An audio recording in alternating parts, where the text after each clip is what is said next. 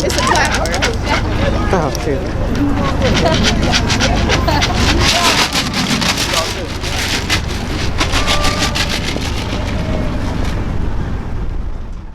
To believe that the wings on your dreams are made for soaring. With the blow of wind from God's lips, we'll be placed higher than sunrise, which you see.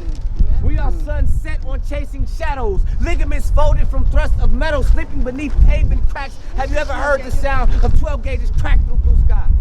Because I know people that shoot. Hi, my name is Rickie and we're out here today to support the families of every victim that has lost their lives or has got shot on the streets of Richmond. We're here to support the families.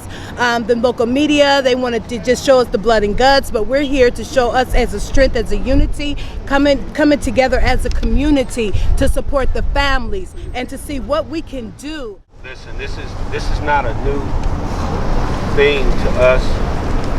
Since the 1980s, over 568 of my homeboys have been killed, and they murders we never solved.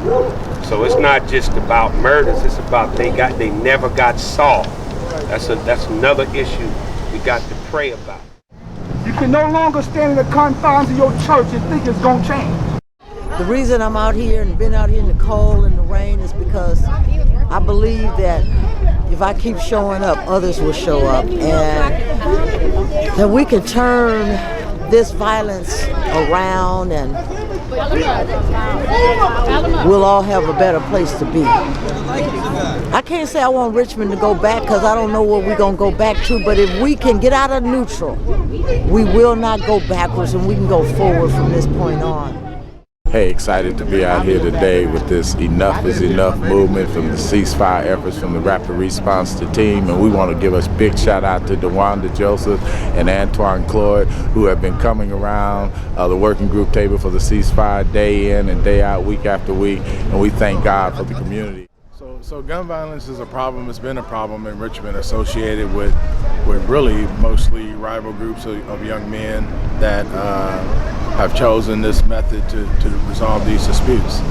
That's not good. We got to break that cycle. And it is a cycle because I've seen it now perpetuate itself in generations, even though we've made some monumental improvement on this front in Richmond, really by trying to focus on the right folks, which are folks that are the most serious, the most dedicated to taking another life that looks like them, but also getting communities, neighborhoods, faith-based families more involved. Because the thing is that none of this stuff happens in total secrecy, right? So you're talking about subcultures that operate, that know who's doing what, who's mad at who's on what team when people change teams. And so as a police department, we're always behind that. We can catch up, we're always behind it. We would like to be in front of it with a deeper reach to the families of the young men that are connected to this stuff, to their loved ones, to their friends, to their associates, to change the life. Or at least, if you're not gonna change your lifestyle, do it firearm free. Because once bullets start flying, they can go anywhere.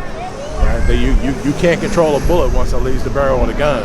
So that puts everybody at risk. That puts the entire neighborhood, the entire community at risk, which is why folks are out here today assembled, because this is serious. This is serious, and it affects everyone, not just the people that are in these small little concentrated circles that are feuding with each other. So we got to get that word out. We got to change thinking. We got to change mindsets. We got to do it different.